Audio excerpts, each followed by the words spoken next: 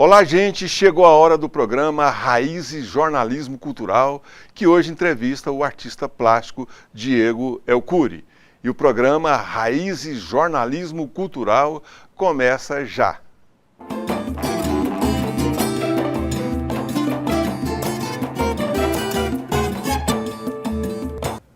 O programa Raízes Jornalismo Cultural de hoje vai falar com o Diego Elcuri, artista plástico. Uma alegria, bom receber você aqui, Diego. Eu agradeço o convite, muito obrigado. A gente há muito tempo vinha tentando trazer você ao programa, mas finalmente a gente teve um tempo assim, você também tirou um pouco do seu tempo lá da pintura e veio aqui no programa, uma alegria para nós e para o telespectador, né, Edivaldo Lourenço? Pois é, e o Diego é uma dessa moçada que está chegando aí com força, né? Além de pintor, ele é poeta, é desenhista, ele faz de tudo um pouco e faz bem. Né? Você vai ver que é um cabra legal que está chegando aí para compor essa grande sinfonia da cultura de Goiás. Como é que começou o desenho e a pintura na sua vida, Diego? Olha, começou bem cedo, né? Que minha mãe é artista plástica, então eu cresci em meio de tintas e pincéis. Então aguarrás, tinta a óleo, eram objetos muito familiares na minha vida, né? E com o tempo fui adquirindo gosto pela arte e fui produzindo. E com 8 anos de idade eu escrevi meu primeiro livro, né? Então desde então eu venho produzindo, fazendo essa miscelânea de arte. Então eu costumo dizer que meu trabalho é como se fosse um laboratório criativo, né? Onde eu junto pintura, artes plásticas, poesia, literatura e faço essa miscelânea toda de vários segmentos e linguagens. Eu trabalho com linguagem, na verdade, né? Então com várias linguagens. Tá, nós vamos explicar isso para o telespectador no curso aí do programa, mas Elcuri, o nome que remete, você é descendente de libaneses, seu avô é libanês? Isso, meu avô é libanês e Elcuri significa sacerdote ou padre, né? Que é do pessoal árabe cristão, que tem essa que originou na palavra latina cura, né? Então o cura significa isso, né? Então veio a calhar, porque eu trabalho com o lado meio juntando o lado carnal e o lado místico, né? Então eu costumo brincar que o meu nome tem a ver com o meu trabalho, né? Que é aquela coisa de sacerdote, que eu acredito na poesia, nas artes plásticas, como se fosse uma questão de missão. Porque é muito difícil você produzir arte num país de terceiro mundo, onde o ensino é sabotado, onde não tem acesso, né, às pessoas à cultura e à arte. Então meu trabalho está muito ligado nessa questão de trabalhar de forma contínua, consistente e levar essa minha cultura para o maior número de pessoas. Tal. De onde veio essa inspiração sua de atravessar, de misturar linguagens? Veio da minha curiosidade primeiro, né? Porque eu sempre tive acesso à cultura, como eu te falei, à pintura e tal. E na minha casa era cheio de papéis, desenhos, lápis, livros e tal. Então minha primeira paixão foi a literatura, no início. Antes mesmo de saber ler, me interessava essa questão do tato, né, das palavras, desse cheiro, né? E logo em seguida, vendo minha mãe pintar, eu comecei a produzir quadros.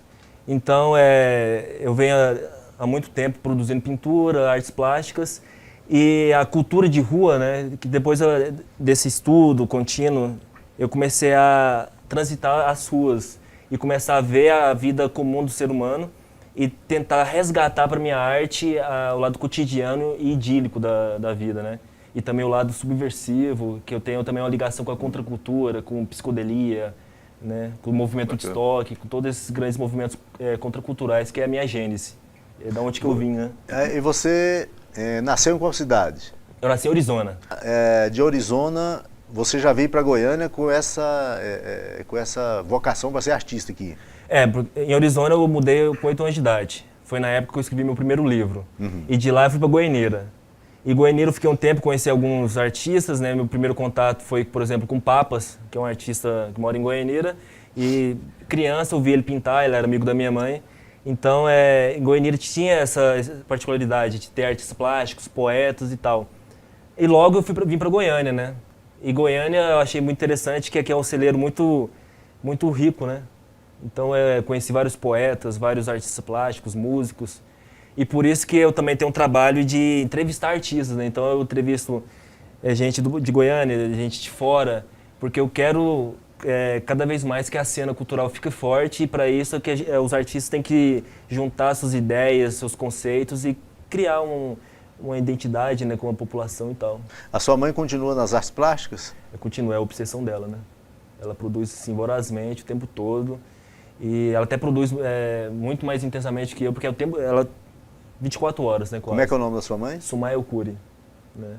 E até o trabalho dela é quase que terapêutico, né? Porque ela meio assim tem algumas doenças, e o trabalho dela tem muito a ver com essa coisa sutil da poesia, mas ao mesmo tempo tem a questão subversiva de dizer sim à vida. Então o trabalho dela é o tempo todo dizendo sim à vida, sabe?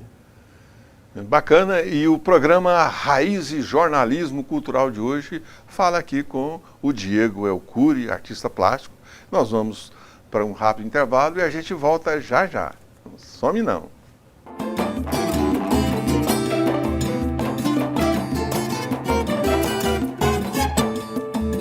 O programa Raiz e Jornalismo Cultural de hoje entrevista o artista plástico Diego Elcuri, Edival Lourenço. Pois é, Doracino, eu queria perguntar para o Diego o seguinte: hoje em dia nós estamos vivendo assim uma crise. Na realidade, a gente não está vivendo uma crise, a gente está vivendo assim uma salada de crises, né? Muitas crises entrelaçadas uma na outra e tal. Essa crise, ela afeta a arte de que modo você vê? Ela afeta positivamente, negativamente? Como é que você vê? Tem dois pontos. Ela afeta negativamente porque quanto menos cultura tem no país, gera problemas, violência, etc. E ao mesmo tempo instiga o artista a criar, a produzir e a contestar essa realidade que a gente vive, né? Então eu acho que o artista ele tem função primordial em estar ligado com sua população, com o seu povo, e usar o seu trabalho para, de uma forma ou de outra, abrir as portas, né, da mente e tal. Essa questão da crise ainda tem um outro aspecto aqui dentro disso que nós estamos falando.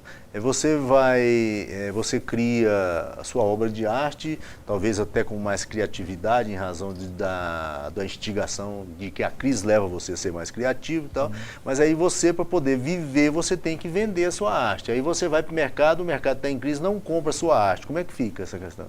A questão do artista, ainda mais no país de terceiro mundo, onde o ensino é sabotado desde a base, onde o rapaz termina o ensino médio, não sabe ler um texto e entender. Então, você viver num país com toda essa problemática, todos esses problemas, é complicado, né? Você está sendo generoso, porque tem gente que vai fazer isso, pós-graduação, e não dá conta de ler um parágrafo. Claro, claro. A situação é complicada. O que a gente pode fazer com isso? Como é que a gente pode mudar essa realidade? Continuar naquela ideia que eu falei, meio que sacerdócio, você continuar produzindo seu trabalho, continuar divulgando, e por isso que ultimamente eu estou fazendo várias exposições, que eu quero ocupar vários lugares. Primeiro foi no Procon, na Galeria Cidadania e Cultura, né, do Procon, depois eu fui para a Galeria 588 Art Show, fui para o Rio Grande do Sul agora também, numa exposição chamada Do Cerrado para o Brasil, onde eu estou tentando levar a arte, onde tem um maior número de pessoas que não tem acesso à cultura. Por exemplo, você vai no Procon, uma gama de pessoas que talvez nunca leu uma poesia, ouviu um quadro assim, pessoalmente, né? Então a minha ideia é essa, cada vez mais eu estar agregando esses pontos, né? Becos, sabe, bares, restaurantes, rua. Eu expus muito na rua quando eu morei no Rio de Janeiro. O lugar que eu ficava expondo muito meus trabalhos era, por exemplo, na Quinta da Boa Vista, onde eu tinha um acesso muito grande com a população. Tanto gente das favelas, como também pessoas que tinham conhecimento e acesso à academia, né? Hoje em dia, você está falando ocupar todos os espaços, com imagens, com uma poesia e tal. Mas a sociedade hoje tem esse problema do baixo nível cultural, mas, né, Doracino, tem um outro aspecto também, que é o excesso de estímulo de visual, por exemplo. Todo lado que você vai tem alguma coisa, às vezes de uma beleza até ofuscante, de uma estética até agressiva, querendo fazer você comprar, querendo você aderir, querendo você adotar uma ideia ou comprar um produto. Como é que a arte compete, que a arte não quer vender nada, ela só quer vender a estética dela, vender o senso de vida, de responsabilidade pela vida, e como é que ela briga com os outdoors, com a internet, com tudo isso, com a pornografia? Esse acúmulo de imagens, Haroldo Campos ia adorar, né? A poesia concreta gosta muito disso, né? Mas eu acho que, na minha ideia, a gente vive um excesso de informações que veio com o advento da internet. E com a internet e com a questão do consumo, então se você anda na cidade, por exemplo, você vê Goiânia que tem uma riqueza de arte déco que está cada vez mais sendo excluída. Esse é um exemplo de onde existe muita, onde a imagem comercial abafa a imagem cultural. Né? Então, eu continuo nesse processo de tentar, de uma forma ou de outra, usar meu trabalho para representar essa época que a gente vive, por isso que minha pintura também ela é bastante fragmentada, caótica, delirante, porque eu estou trabalhando com essa ideia da população e uma crítica velada, né? Com esse acúmulo de informações, de ideias, que hoje em dia você tem acesso a tudo, mas ao mesmo tempo não tem acesso a nada. O excesso de informação, às vezes, também cria a falta de conhecimento, né? Claro. Você não precisa ir atrás, né? Às vezes você tinha alguma dúvida de algum tema, você ia atrás de livros, biblioteca e tal. Hoje não, você coloca na internet e você acha. Mas ao mesmo tempo isso, ainda mais nessa época que eu te falei, que está com o ensino sabotado cada vez mais, e com o acúmulo de informações, o sistema está fazendo com que o consumo seja o principal. E não é a questão de você se conhecer, você entender sua identidade, de onde que eu vim, o que eu vou fazer. Você falou de ensino sabotado, né, Doracino? A quem interessa o ensino sabotado? Aos financiadores de campanha, a quem toma conta desse nosso país, né? Porque, na verdade, o político, ele está à mercê de um grande poder e esse grande poder usa a máquina para alienar a população. Então, por exemplo, eu conheço gente da minha idade, por exemplo, até mais velho, que nunca leu um livro. Perigoso, terrível. Você entendeu? Terrível. Ô Diego, você estava falando agora há pouco na questão da educação. E aí me vem aqui, nessa semana, uma notícia da Folha de São Paulo dizendo que na Argentina foi incluído no currículo escolar, no primeiro grau, né, o ensino do cinema. E nós sabemos hoje a importância que tem o cinema argentino, bons roteiros, excelentes filmes, dá de goleada no Brasil em relação ao cinema. E o fato de colocar o cinema na grade curricular do ensino básico, né, vai possibilitar que o argentino também estude várias, porque o cinema ele é transversal, né, ele transversaliza um punhado de coisas, de segmentos da arte, como a literatura, as artes plásticas, a música, né, as artes cênicas, de um modo geral. Então, essa questão que você aborda aí de que o ensino tem que ser melhorado, também é muito por isso, ensinar a arte desde o primeiro grau, né? Seria uma forma também de a gente preparar esses artistas para o futuro, né? Claro, imagina, por exemplo, na escola, no ensino médio, você está difundindo poesia, filosofia. Coloca Sartre e Nietzsche na escola, que revolução que não aconteceu nesse país? Então, o poder sabe justamente que a cultura, ela amplia. E a cultura, ela molda o ser humano a não ser tão escravo das informações. Ele busca as informações e não fica dependente daquilo que vem de cima para baixo, você entendeu? Então, se colocasse, por exemplo, cinema, música, literatura e tal, de forma séria e inteligente nas escolas, ia mudar a realidade com certeza, você entendeu? É verdade. Ia mudar com certeza. E o programa Raízes Jornalismo Cultural volta já já. Não some não.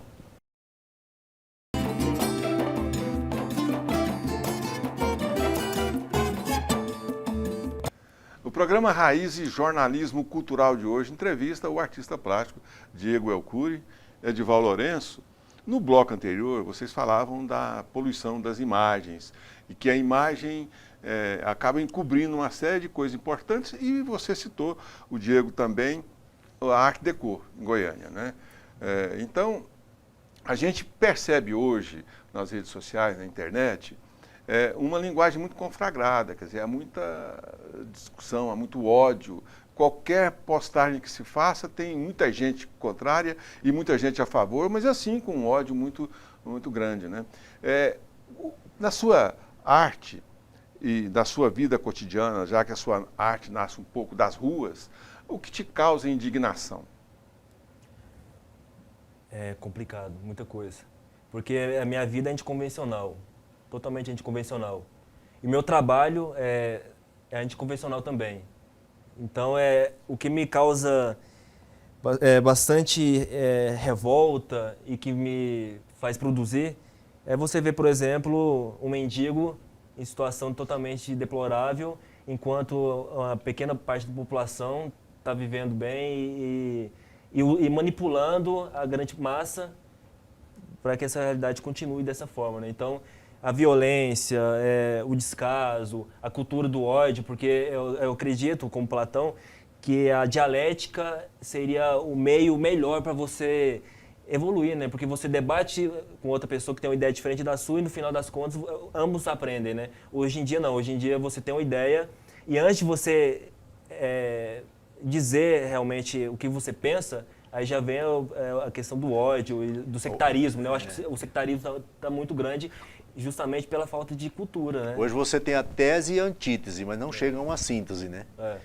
Nós precisamos encaminhar esse mundo e a sua arte, embora em alguns aspectos contestadora, mas elas são também por outro lado, elas conscientizam as pessoas de que há uma outra realidade além dessa estabelecida pela mídia de um modo geral, não é isso? Porque a beleza é o principal na arte, ponto final. O belo é o principal. Só que, no meu caso, eu penso muito naquela questão do Freud, né, do olhar não familiar. Então, a estranheza, a beleza, assim, de forma estranha, né? Então, eu acho que na arte tem que ter essa questão de estranhamento, sabe? Eu não acredito numa arte que não me causa uma certa sensação de pertencer a um outro mundo, a outra realidade. Quando eu vejo um quadro ou leio um poema, eu quero me transpor para outro mundo, né, e tal. Você entendeu? Então, ao mesmo tempo que ela é contestadora, ao mesmo tempo ela é delirante, você entendeu? Então, eu acho que a arte e a beleza, ela propicia aquele instante também de fuga. Está com algum trabalho encaminhado, alguma exposição para poder fazer? Como é que está? Olha, esse mês de agosto eu participei de 3 exposições bastante interessantes. Uma foi na Galeria 588 Art Show, do Rodrigo Lima, que foi uma exposição individual. Chamada... Ainda está aberta ainda ou já? Não, já encerrou. Encerrou. Que é Estudo sobre o Tempo. Que nem eu falei, na Procon fiz essa exposição, foi na Galeria 588 Art Show, e agora estou vendo outro lugar também para fazer essa exposição, onde eu trabalho a questão do tempo, né? A questão da não linearidade do tempo. Eu participei também numa exposição no Sul, chamada Do Cerrado para o Brasil, com curadoria do Fábio Prado. E eu fui curador da exposição do Mozart, né, que é o Museu Santuário da Arte, criado pelo Elifas Modesto. Então foi no TRT, foi bacana, deu um público de média de 450 pessoas na vernissage, 56 artistas expondo, então foi bem bacana. Agora em fevereiro eu vou participar de uma coletiva, que eu também vou ser curador na 588 Art Show, com 8 artistas plásticos, mas aí eu vou divulgando com o tempo e tal. Estou lançando meu livro de poesias no começo do ano pela editora Barata, artesanal, com prefácio do Marcos Alves, que é um escritor goiano, e com textos do Edu Planches, que é um poeta, músico carioca, e também do Glauco Matoso, que é um grande sonetista, né?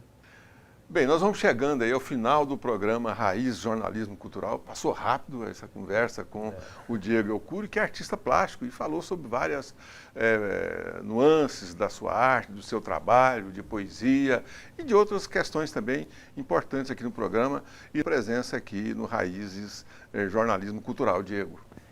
Queria agradecer a oportunidade, né, de estar divulgando meu trabalho.